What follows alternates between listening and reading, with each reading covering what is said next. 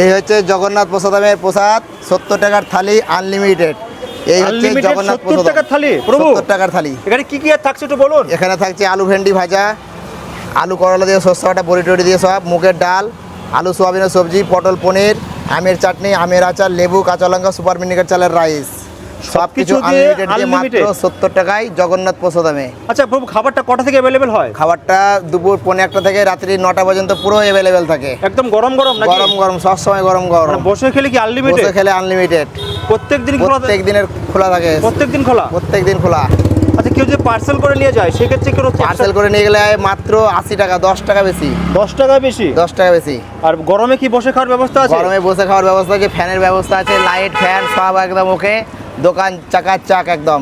আচ্ছা, আর এটাই 70 টাকা থালি? এই হচ্ছে জগন্নাথ প্রসাদমে, এটাই হচ্ছে 70 টাকার থালি। এই হচ্ছে জগন্নাথ প্রসাদম, 4-4টা ভাষাতে লেখা আছে।